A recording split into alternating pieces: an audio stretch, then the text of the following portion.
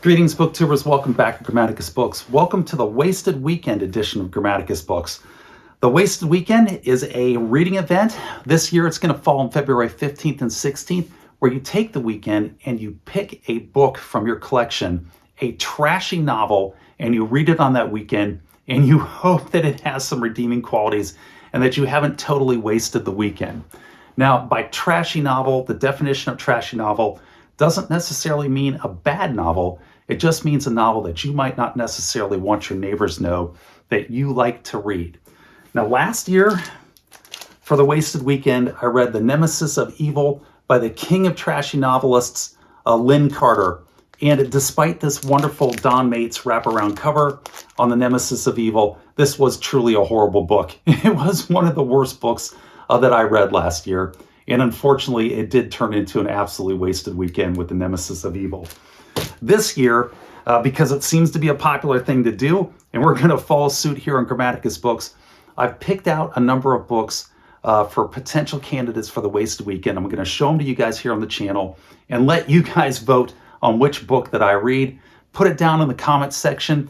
Write in which book that you think I should read. If you're in a very giving mood, you can pick a novel that you think will actually be entertaining.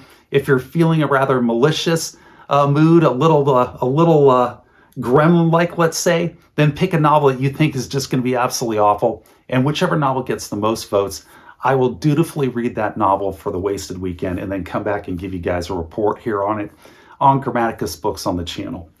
So let's not belabor the point. Let's get right to it. What are the books that I picked out for the Wasted Weekend?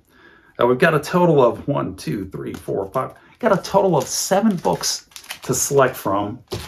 And we're going to start off with book number 1, which is Tales of Never Yawn by Samuel R. Delaney. Now, I hear you guys talking, saying Samuel R. Delaney is not a trashy novelist. He's not a trash author at all. You'd be correct on that until you heard the back blurb of this book, and then you might change your mind, at least for this book here. So let's go ahead and read the back blurb on Never Yawn. A barbarous alien empire ruled by primal brutality, intrigue, and fear. A world of bizarre paradoxes, powerful mysteries, and sexual abandon. The world of Gorgic, thick-hewn mind-slave whose prowess defies the mighty Lady Murgo. The Lady Murgo who takes him as a plaything to Neveryawn's imperial court. Small Sarg, Gorgic's princely lover, and Norima, the island girl clad in shimmering secrets, and her companion Raven, masked woman warrior. Oh yeah, this goes into the trash category 100%. So if you want to hear about Samuel R. Delaney writing about an absolutely trashy fantasy world, then pick Tales of Never Yawn here. That's book number 1. Book number 2 is actually satire, science fiction satire by Frederick Pohl and C.M. Kornbluth, who are very good authors who have collaborated on Search the Sky. It's a very old, an old Ballantine books. Satire in the grand tradition, animated, adroit, witty, and sheerly entertaining New York Herald Tribune. So generally speaking, satire, science fiction, and a collaboration by 2 authors usually spells disaster, although that's a pretty good plug for it there by the New York Herald. So this might actually be a good one, or it might be a disaster. But I won't know unless you guys pick it. So if you want to find out, pick Search the Sky here by C.M. Kornbluth and Frederick Pohl. Next on the list is The Wonder War, by Lawrence M. Janifer, with a really nice classic vintage sci-fi cover on it. I like that cover. That's why I bought this book.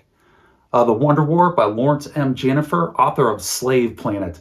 Disguised Earthmen invade an alien planet on a strange and secret mission. So if you want to find out if the inside of this book matches the quality of the outside of it, vote for the Wonder War, not the Slave Planet.